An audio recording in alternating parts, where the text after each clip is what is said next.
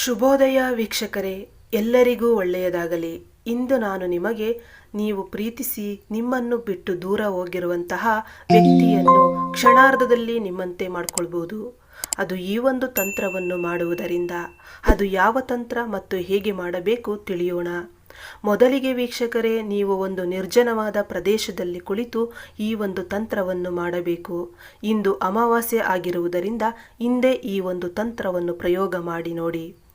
ಇದಕ್ಕೆ ಬೇಕಾಗಿರುವಂಥದ್ದು ಒಂದು ಲಿಂಬೆಹಣ್ಣನ್ನು ತೆಗೆದುಕೊಳ್ಳಿ ವೀಕ್ಷಕರೇ.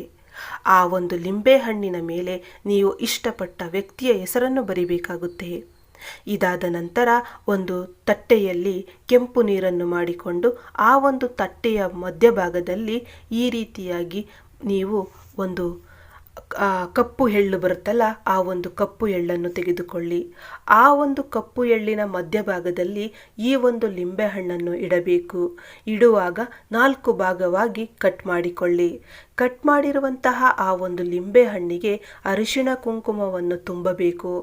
ಇದಾದ ನಂತರ ಆ ಒಂದು ಲಿಂಬೆಹಣ್ಣಿನ ಮೇಲೆ ಕರ್ಪೂರವನ್ನು ಹಚ್ಚಬೇಕಾಗುತ್ತೆ. ಹೀಗೆ ಹಚ್ಚಿ ಈ ಒಂದು ತಂತ್ರವನ್ನು ಮಾಡುವುದರಿಂದ ನೀವು ಇಷ್ಟಪಟ್ಟಂಥ ವ್ಯಕ್ತಿ ಅಥವಾ ನಿಮ್ಮನ್ನು ಬಿಟ್ಟೋಗಿರ್ತಾರಲ್ಲ ಅಂತಹ ವ್ಯಕ್ತಿ ಅದೆಷ್ಟೇ ದೂರದಲ್ಲಿದ್ದರೂ ಎಂತಹ ಸ್ಥಿತಿಯಲ್ಲಿದ್ದರೂ ಒಮ್ಮೆಯಾದರೂ ನಿಮಗೆ ಕಾಲ್ ಮಾಡ್ತಾರೆ ಮತ್ತು ನಿಮ್ಮ ಬಗ್ಗೆ ವಿಚಾರಿಸುತ್ತಾರೆ. ನಿಮ್ಮ ಬಗ್ಗೆ ವ್ಯಾಮೋಹ ಬರುತ್ತೆ. ಮತ್ತೆ ನಾನು ಅವನೊಟ್ಟಿಗೆ ಹೋಗಬೇಕು ಎನ್ನುವಂತಹ ವ್ಯಾಮೋಹ ಹೆಚ್ಚಾಗುತ್ತೆ. ಹೀಗೆ ಮಾಡುವುದರಿಂದ ಮತ್ತು ಈ ಒಂದು ತಂತ್ರವನ್ನು ನೀವು ಪ್ರತಿ 3 ಅಮಾವಾಸ್ಯೆ ಮಾಡಬೇಕು. ಮಾಡಿದ್ದೇ ಆದಲ್ಲಿ ಈ ಒಂದು ತಂತ್ರ ಫಲಿಸುತ್ತೆ.